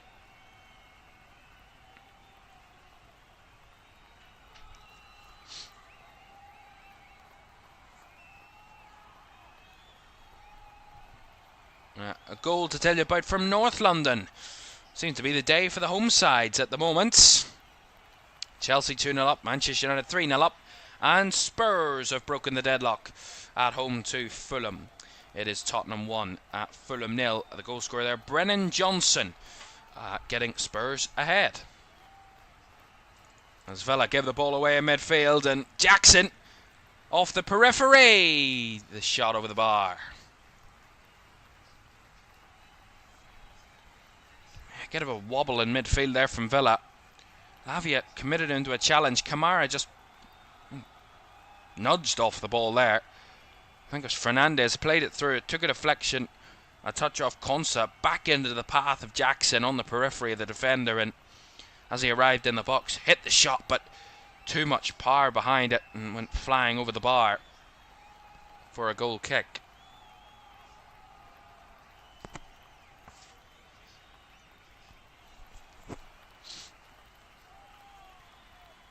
Olsen goes long again, nicely taken down by Watkins this time. Turns away from Fofana. Watkins into the box it goes, and body's in the middle, but Chelsea have the better of it and defend that situation, although Lavia has given it away. Bit of a forced pass to Cole Palmer. Now Kamara. Better from Villa. Here's Philogene. Flicks it across for Cash. Calls a handball. And now I think there's going to be a free kick to Chelsea and a yellow card for a dive here by Philogene. That is exactly what has happened in that occasion. Matty Cash on the overlap tried to cross it in. It did come off maybe the elbow of Cucurella, but he's got his hands behind his back, and then Philogene takes a touch and goes bundling to the ground, but it's a dive if I've ever seen one. No contact there from Enzo Fernandez, and rightfully so. The Villa winger gets a yellow card. Second of the season for that botched chance of kind of attempt at a dive that from Philogene, and that rightfully gets him a booking. Here's nice work from Sancho. Plays it across to Jackson. Now centrally to Cole Palmer. Tried to squeeze it through again, but wrong option there from Palmer. Maybe should have taken a strike himself from that distance. And easily gathered by Robin Olsen. He was as happy as anyone to see that one roll right through into his hands.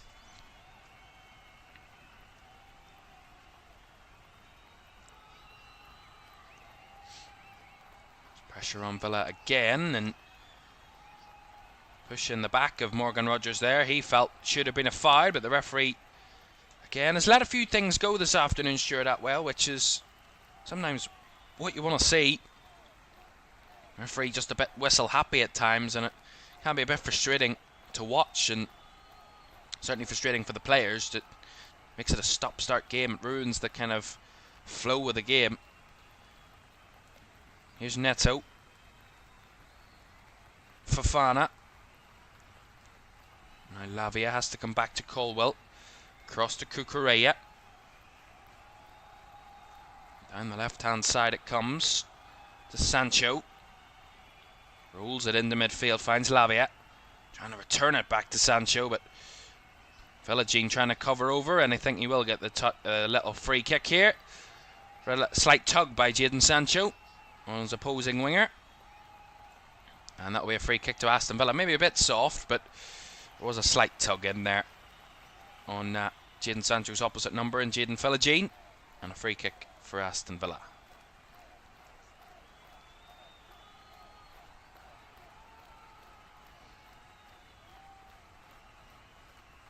So Olsen goes long. Oh, a bounce of a ball. Caught Fofana out for a second as Watkins on the end of the defenders. Wins the ball. Now to Philogene. Chance here for Aston Villa. Philogene gets a bit caught with the ball and has to rescue it for a corner. Smart play by Philogene. It looked for a moment there he was just trying to force the cross, but in the end decided to just opt for a corner. And that keeps Villa up the pitch, but a long ball forward. Took a strange bounce as it fell down. It caught Fofana out. Colwell wasn't ready for it. Watkins got the better of the two of them and got Villa up the pitch. Something we really failed to see from Ollie Watkins in that first half. That testing of the defenders. You know, the Chelsea centre-backs had complete control of those battles in the first half. So Ollie Watkins probably had the better of it so far in the second half against those two Chelsea defenders in his way. And Villa get a corner, right-hand side. Their first corner of the game for Aston Villa. Set piece is certainly one of their fortes. Right-footed delivery. And the header is looped over the bar by John McGinn. No real threat to the Chelsea goal whatsoever that occasion.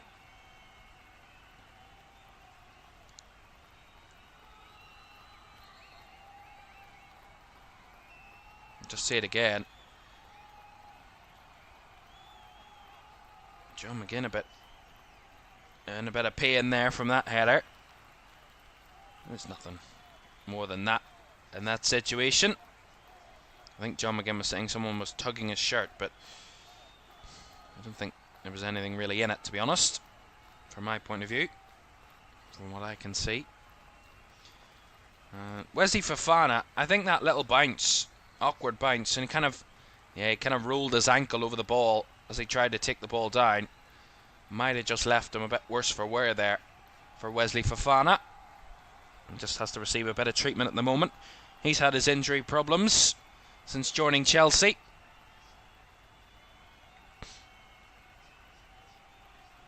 And that is a bit of a worry for Chelsea at the moment. Of course, they do have a few centre-backs on the bench. Tosin and Benoit Badiashile if they're needed this afternoon, which,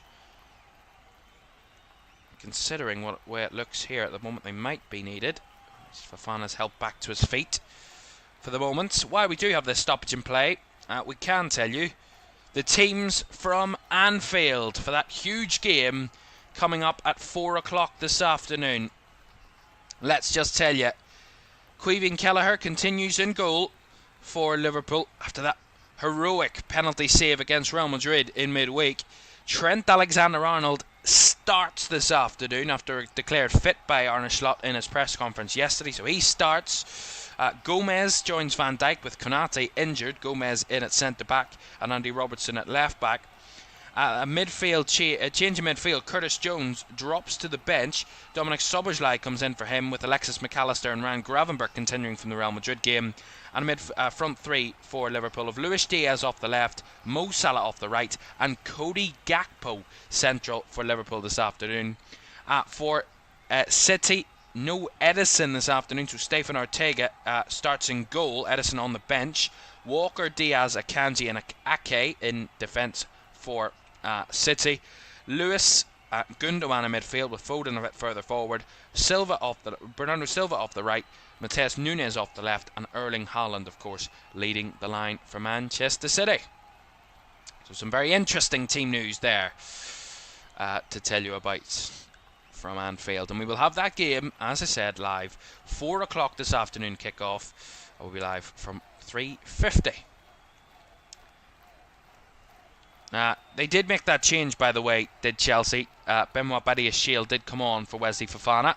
Here's Pedro Neto, goes across. Cleared away by Torres.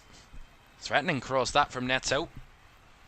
Well dealt with by the Villa defence again. 60 minutes gone, Chelsea 2, Villa 0. It's not a formality just yet, but Chelsea controlling the game at the moment. Villa, I think, need to have a bit more of attacking threat if they want to get back into this game. The next goal, as I said, is absolutely crucial. One game that I don't think is beyond any reasonable doubt at the moment, I think is beyond any reasonable doubt, shall I say, is the game at Old Trafford, because it's now just gone 4-0 to Manchester United. What a new manager bounce it has been, it seems, for Ruben Amorim. Not as comfortable against Ipswich last week in his first game. Maybe not as comfortable as it could have been against Bodo Glimt, but it seems to be very comfortable against Everton this afternoon. It is now 4-0. Joshua Zirkzee with his second of the afternoon. It means both Rashford and Zirkzee are both on hat-tricks at the moment in that game as well for Manchester United. So, very good day it seems in the north west for Manchester United. Changes incoming here for Villa. Looks to be Ross Barkley is going to be coming on, of course, formerly of the other parish here at Stamford Bridge, formerly of Chelsea. He's coming on to replace Boubacar Kamara in midfield, the veteran midfielder in the Premier League. Ross Barkley coming on for Aston Villa.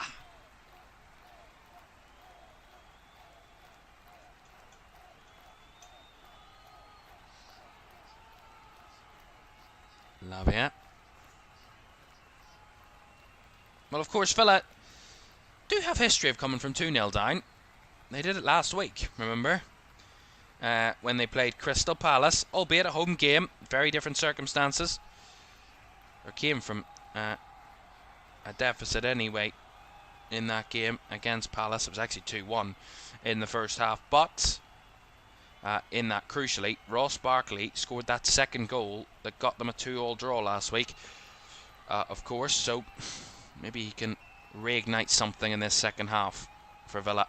Here he is on the ball in his own box, though.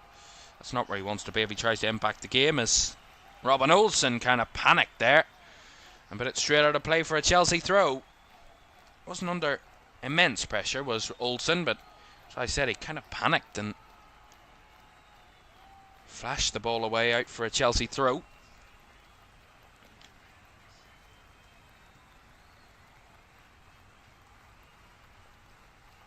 Here's McGinn.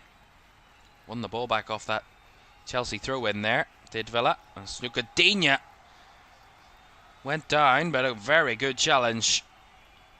I think it was Moises Caicedo, and Digne stayed down for the moment, which gets a stoppage in this game, but I don't think there was much wrong in that challenge. I think it was a very well-timed challenge. It was very well-timed by Moises Caicedo. Beautiful challenge.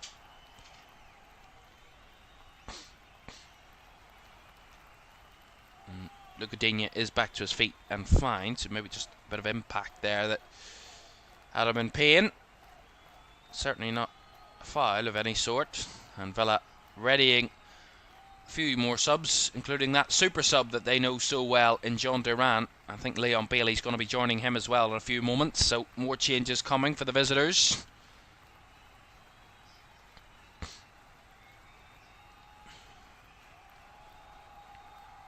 Sanchez out to Colwell. Down the left it comes. Back into midfield for Lavia. Another goal to tell you about from North London. We'll get to that in a moment. It's Jackson in behind here. Beats past his man, Nicholas Jackson. Olsen got in his way. And it goes behind for a goal kick. For a moment there might have been a call for a penalty, but just see it again. It's one ball over the top. Beautifully worked, and I think that was a mess by Ezri Konsa. Tried to flicked it in behind for Nicholas Jackson himself, almost assisted what would have been a goal.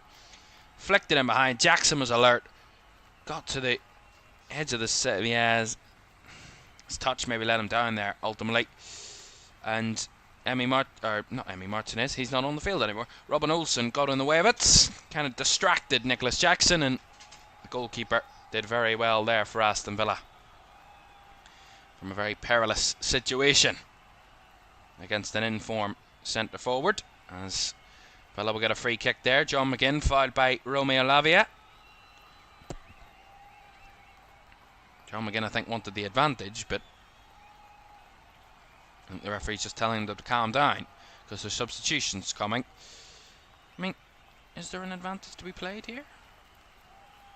I don't really think there is, to be honest. Don't know what John McGinn's complaining about, but anyway, changes incoming here for Villa. So Morgan Rogers is coming off, and John Duran is on for him, and Leon Bailey is coming on, and Jaden Philogene is going to make way for him. So Rogers and Philogene off, and Leon Bailey and John Duran on. So John Duran and Ollie Watkins are on here for the final 25 minutes or so at Stamford Bridge, with a lot of hard work to do if they want to get Villa something out of this game. I said I would tell you about a goal in North London at the Tottenham Hotspur Stadium. It's not a second for Spurs, it's an equaliser for Fulham. Tom Kearney with the goal to level things in North London. Not easy peasy, it seems, for Tottenham at the moment under Ange Postecoglou. Really hit a bit of a stumbling block in the last few weeks. In those games, just one win in their last 4 games in all competitions, including that defeat at home to Ipswich. Their only win was away to Manchester City, which seems to be an absolute anomaly of all sorts at the moment. 2-2 draw with Roma in midweek, and Fulham might be frustrating them this afternoon. It is 1-1. Right, back here to Stamford Bridge with just over a quarter of the game to go. Villa still very much in this game, as I said at half-time at the start of the second half, and have the whole way through this second half. The next goal is crucial. Here's John Duran, who wants to shoot from distance. Easily blocked by Chelsea. Very optimistic that. Nice step in there from Pau Torres. Keeps Villa on the move. Out wide it goes to Digne. Better from Villa. Digne with a cross. But too high. Cucurella there to head it away. Bailey will leave it and let it run for the throw on the far side. That's maybe that little bit of positivity, that little bit of good play that Villa need. Give them some confidence and hope and belief in this game that they're still very much in it and still can get something out of it. Matty Cash with a throw in on the right hand side. Whenever he's ready, goes for the long one into the box, headed away by Jackson. But Villa win it back through Tielemans instantly as Torres now spins it back out to Bailey, but a bit miscued as Cucurella gets in the way, but it brought down by Duran. Now Tielemans. Lovely skill by Ross Barkley breaking away, but not much room to manoeuvre in the end as Chelsea bodies smother Barkley, and that's a lovely ball by Palmer. Out to Jackson on the left hand side. Villa getting bodies back, Chelsea getting bodies forward. Jackson rolled it right back to Aston Villa as McGinn had nowhere to go. Lovely pressing by Caicedo to win it back. Lavianai out to Neto on the right hand side. Has to come all the way back across to Levi Colwill. Certainly a bit in it for both teams at the minute. That's why it hangs in the balance. That next goal is crucial, but there's no indication as to which way it would go at the minute. You'd hedge your bets on Chelsea, but you never know. Here's Palmer. Now here's Sancho. Bit of a deflection on the way through from that shot. We'll go for the corner, and I think there's changes in waiting here in the sidelines for Chelsea anyway. Noni Madueke and Christopher Nkunku are the two that are waiting in the wings to be introduced. Nicholas Jackson is going to be the one of those coming off for Chelsea. Scored that opening goal. Could have had more this afternoon, really, Nicholas Jackson. Not to be. And he did get his 8th Premier League goal of the season. And certainly upped his ante this season and has been much more threatening as a striker and a centre forward for Chelsea. He's going to be replaced by Nkunku. And the other change is going to be Jadon Sancho is going to be coming off, and he's going to be replaced by Noni Madueke.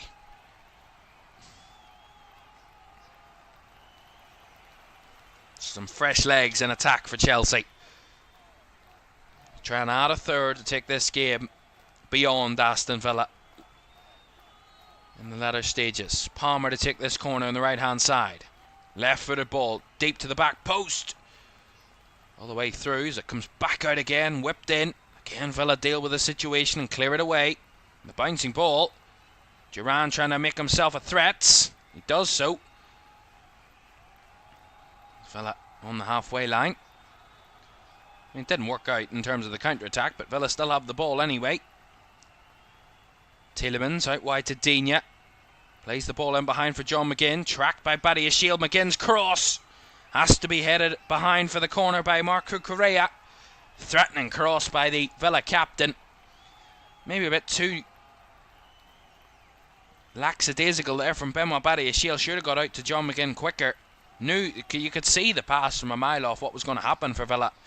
And Cucurella switched on at the back post, just heads up behind for the corner. And takes no unnecessary risks. Another set piece for Aston Villa to try and threaten Chelsea. The referee has to organise a few things in the middle. Make sure there's no intense pushing and shoving that you inevitably always see on any given corner in the Premier League game. Right footed delivery, flicked on and flicked away by Levi Colwill for another corner. It was John Duran who got the first header. Nicely whipped ball in. Duran got up ahead of it. Oh no, it was actually Ross Barkley ahead of Duran. Barkley headed it towards goal and then Colwill headed it away and behind for another corner.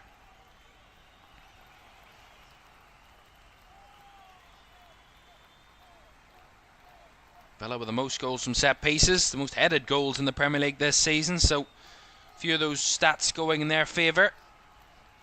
Certainly, as I said, it's one of their fortes. The referee has an issue here, I have no idea what with. I think there's a ball beside the goal that he's not happy with. I have no idea what that's about, that's very strange. Anyway, corner coming for Aston Villa, right hand side, so same side. Another whip delivery in. Not brought down by Sanchez, but cleared away by Watkins, and I think he might have caught a Chelsea player on the way through, and that gets Chelsea a free kick. Quite anticlimactic, shall we say, in the end there. Now, there might have been actually an offside, was there? Cross comes in. I mean,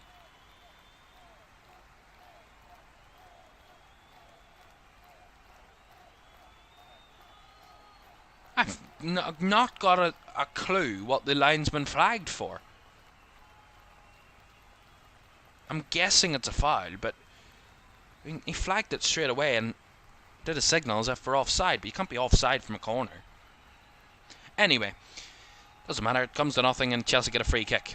Certainly in the second half, Chelsea haven't been as intently threatening in the final third. They haven't had a shot on target in the second half. Villa with the only shot on target of the second half. But certainly minimally more attacking threat than Chelsea, let's just say, in this second half, which isn't a good thing from a Villa point of view.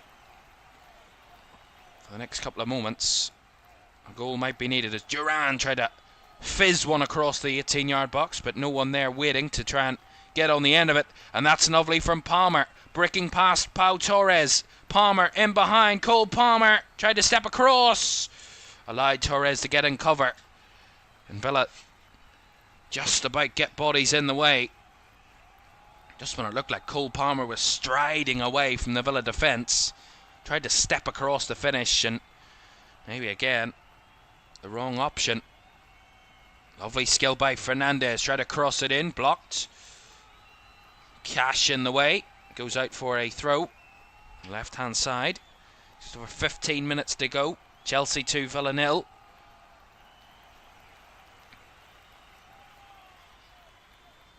Come on, Chelsea is sung around Stamford Bridge to try and force that third goal for the home side that would really secure the 3 points for them. As that throw in, bobbling into the box. And no, it was actually Barry Shield, bit overzealous in that, trying to win the ball and ultimately committing the foul.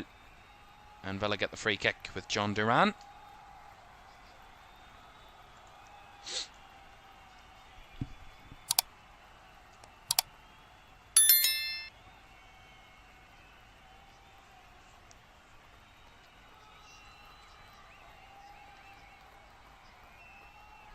Olsen into the middle for Barkley, looking for options. Chelsea have seas of blue in front, and Barkley forces a pass to no one as Lavia has it. Now across to Fernandez, and out to the left hand side for Neto, back to Cucurella. Now Fernandez, Palmer, out to Pedro Neto. Cucurella again. Chelsea not forcing the issue, nor do they need to really. A 2-0 up, albeit it is one goal away from the whole game turning. But if Chelsea just stayed composed and calm and managed this game, then Villa really have very little threats to pose. Chelsea have shown today that they can keep the ball, and they can keep it well. And just move it nicely, keep the ball moving, keep the pace in the game, and keep Villa on their toes. But also just manage this game. As Nkunku gives it to Madueke, back to Christopher Nkunku. He's come a bit deeper. Caicedo back out to Madueke. Now to Nkunku off the edge of the box. Squares it across for Fernandez, and Nkunku back across to Cucurella. Eyed up the shot, sends in Neto, who will lift one in. Rubbling around the box, calls a handball, but the referee sees nothing wrong as Villa come away with it. Try and force a long one in behind, but Barry Yashil was in cover. And the two Villa forwards there, Duran and not Watkins, caught in two minds. Comfortable at the moment for Chelsea. Is there another twist in the tail? It's lovely skill again by Neto, stepping across his man, but the pass left a few things to be desired there, and Villa win it back. Barkley, Tielemans, back to Barkley, and he was brought down by Fernandez, a bit needlessly that from the Chelsea captain, and a free kick for Aston Villa.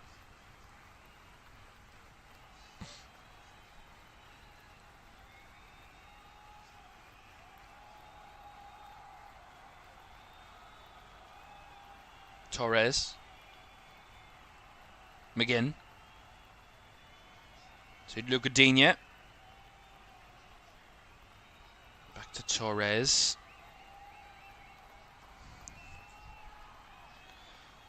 Well, as I said, if Chelsea do win today, if they keep it at this, and nothing changes between now and the final whistle, they will go up to third in the table. Hold on a second, though, because here comes Leon Bailey for Aston Villa, striding into the box. Bailey, seen all the way by Marc Cucurella. That's really good defending by the Spaniard. And he comes away with the ball. Easy as you like. Certainly one thing Marc Cucurella has massively improved on. When he first came to Chelsea, he looked a real calamity at the back, really. Not able to deal with one-on-one situations, exposing himself time and time again defensively. But ever since joining the international tournament in the summer, the Euros, winning that with Spain, he's gone to another level as Marc Cucurella. And an example of it there, just calmness personified.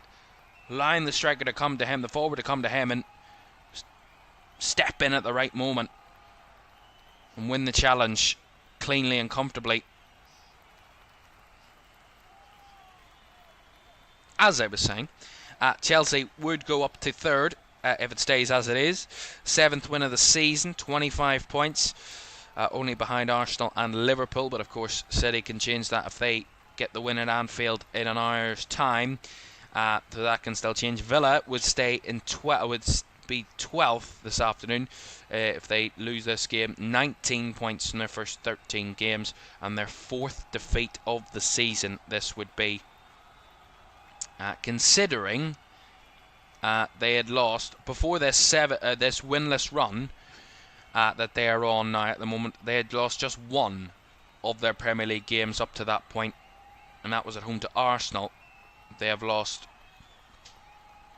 now as it stands, it would be 3 of the last 4 if they were to lose this afternoon, which seems likely at the moment, albeit they've gone to Stamford Bridge, Anfield and the Tottenham Hotspur Stadium in those runs, so maybe give them their dues, but at the same time, still 3 defeats in 4, which is not particularly good. Of course not. Watkins, nice turn on the ball.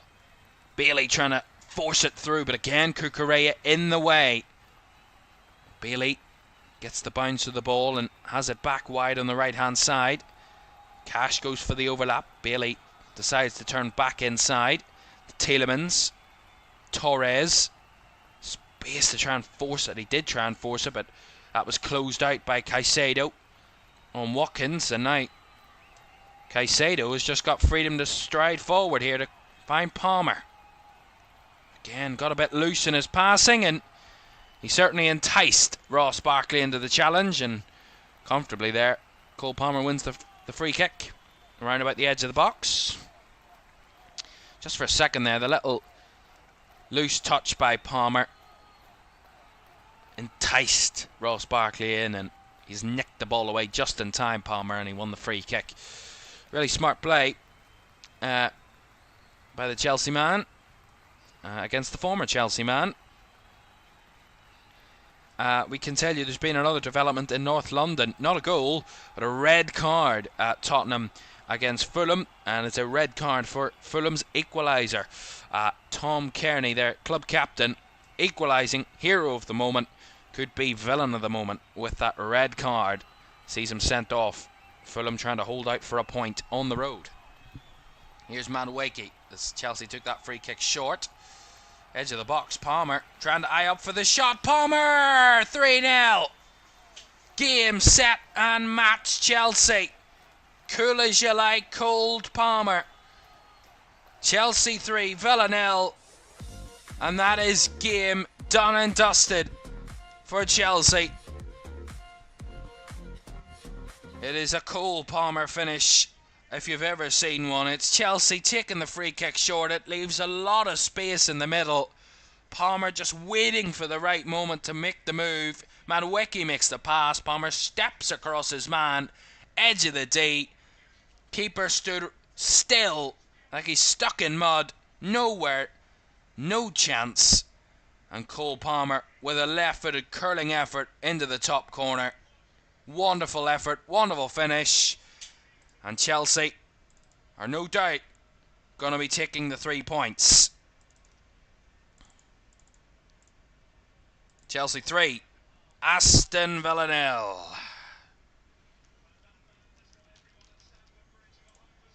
And there's a battle for top scorer on at Stamford Bridge. Look at this. Fastest players to score 30 goals in the Premier League for Chelsea. Only Jimmy Floyd Hasselbank has done it quicker than Cole Palmer. 46 games for Cole Palmer to get the 30 goals. Jimmy Floyd Hasselbank 41. Wow. As I was saying, there's a battle for top scorer for Chelsea at the moment. Nicholas Jackson on 8 and now Cole Palmer on 8 this season. Healthy battle for those two.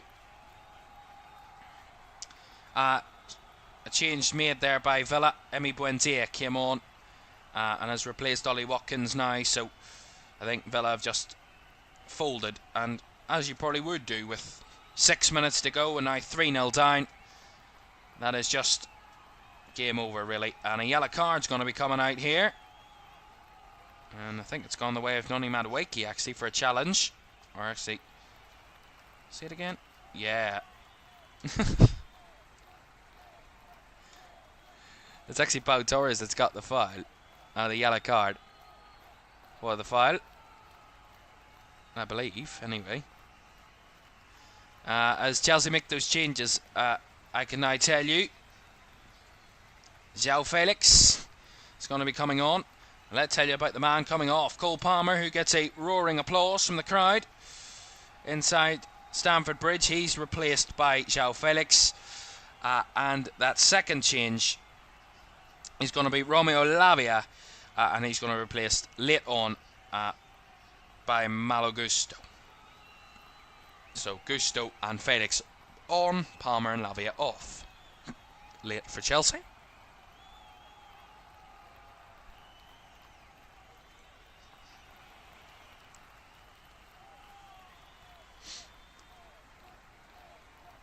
Well, what's next for these two then? This one seems done and dusted now.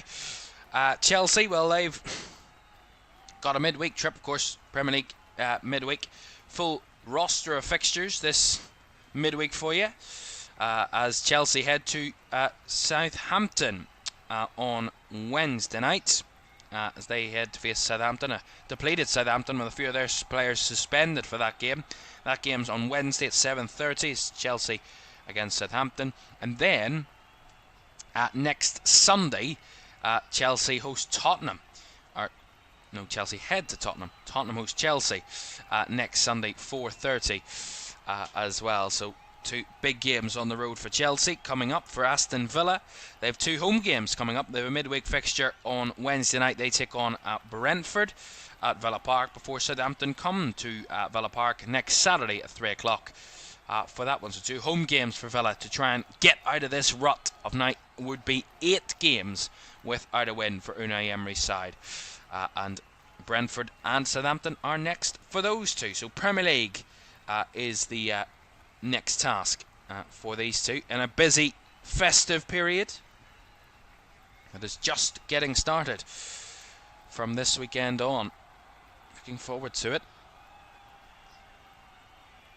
And we will have 3 midweek games for you in the Premier League. Tuesday night, Wednesday night and Thursday night. Premier League action for you as the festive spell gets underway. Leicester, West Ham on Tuesday for Ruud van Nistelrooy's first game in charge of Leicester. Wednesday night we have Arsenal against Manchester United, renewing their rivalry. And on Thursday night, Bournemouth against Spurs.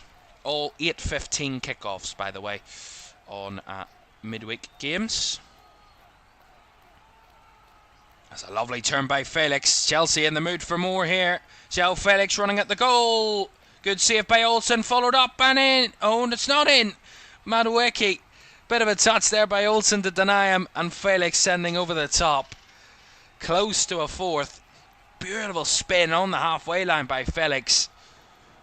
Right at the goal. Forces a good save off Olsen, and then Madueke tries to follow up.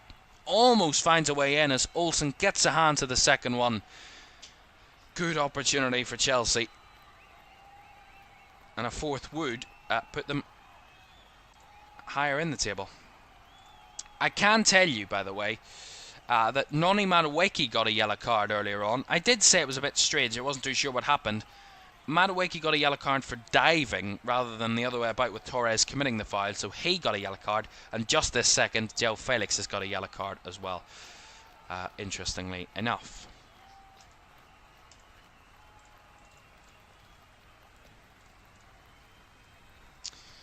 The fourth would, as I said, send Chelsea up to second place, ahead of Arsenal on goal difference. If that were to be the case, they are exactly the same record. Everything that they have done this season for Chelsea is exactly the same as Arsenal. 7 wins, 4 draws, 2 defeats, 26 goals scored, 14 goals conceded, and of course 25 points from 13 games. So identical to 2 London rivals it would be if it were to end like this.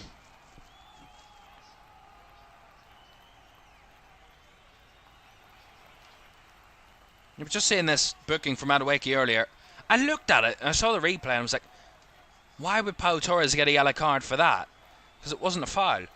And the referee agreed, and Noni Madueke was the one that got the yellow card for diving in the situation. It's the second player to be booked for diving this afternoon. Jaden Philogene in the first half for Villa got a yellow card for diving. A few Raheem Sterling attendees and inductees and graduates in the School of Diving. Although I think Raheem Sterling would be a bit disappointed with them for that one. Why am I slating Raheem Sterling?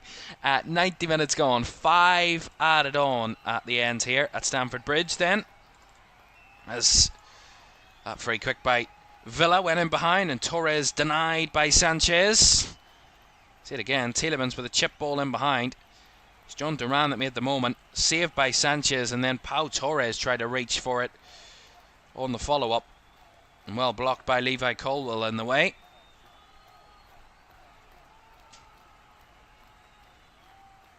Digne to take this corner for Villa. Late consolation maybe, no. Headed away at the front post, and follow is over the bar by John McGinn.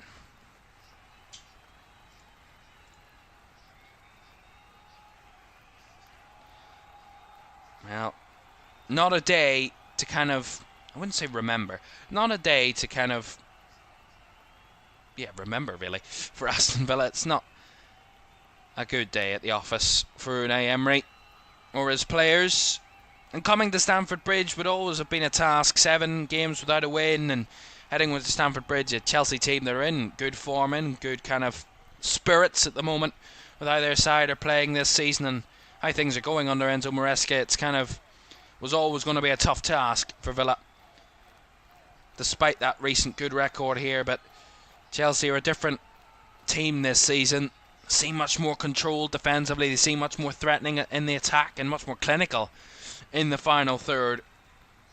And Enzo Maresca is getting a real good tune out of his players at the moment, and we're seeing it game in, game out, where they're even going to the top teams, even going to the best stadiums, even going to the hardest places to go to, and competing with the likes of Liverpool and Arsenal when they went to when they played Arsenal here, and when of course they went to Anfield. They gave Liverpool a good game, although they lost, but certainly were competitive. As Olsen toying about with the ball at the back there. Look at Cole Palmer's record at the Bridge. 22 goals in 23 appearances at Stamford Bridge. That is incredible. Certainly is stomping ground, it is, at this moment in time. And that's exactly what Chelsea want to see and to hear from one of their star players, of which they have many, to be fair, at the moment. Here's Felix. 2.5 minutes to go of the game, and at the moment Chelsea are just passing the ball around, just trying to run the clock down, just to finish this game. It has finished at Old Trafford. Manchester United obliterating Everton at Old Trafford this afternoon. 2 goals from Rashford, 2 goals from Joshua Zirkzee, securing a 4-0 victory. A big victory for Ruben Amorim in his first Premier League home game in charge of Manchester United, and a first Premier League win as Manchester United boss for Amorim, and it's now 2 wins and a draw from his first 3 games as the manager of Manchester United. The new manager bounce in true fashioned form for Manchester United. Everton, very tough spot for them. It's still going in North London between Tottenham and Fulham. Still 1-1. Fulham down to 10. Tom Kearney, that equalised for Fulham in that game, was sent off, but it's still going, and Spurs pushing desperately for a winner, but they're into the 7th minute of 7 added minutes, so it might be hard for them to do it late on here. We'll see. There's Madueke there trying to hold up the ball and wins the throw-in off Emi Buendia. Last minute of the 95 for Chelsea. It's Badiashile, and it's all the way back to Sanchez. It has finished now in North London, so Fulham have frustrated Tottenham. That's a nice step in there by Caicedo. Plays it into a nice path here for Nkunku. Shot just wide. Good chance, good opportunity. Just wide by Nkunku. There's always going to be one more shot in the game late. Had Olsen diving. Didn't need to dive really in the end, as it went wide. Nkunku there, almost finding a 4th for Chelsea.